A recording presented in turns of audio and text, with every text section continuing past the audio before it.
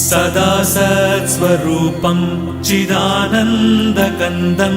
जगत्सम्भवस्थानसंहारहेतुं स्वभक्तेच्छया मानुषं दर्शयन्तम् नमामीश्वरं सद्गुरुं साईनाथं नमामीश्वरं सद्गुरुं साईनाथम् भवद्ध्वान्तविध्वंसमार्ताण्डमीड्यं मनोवागतीतं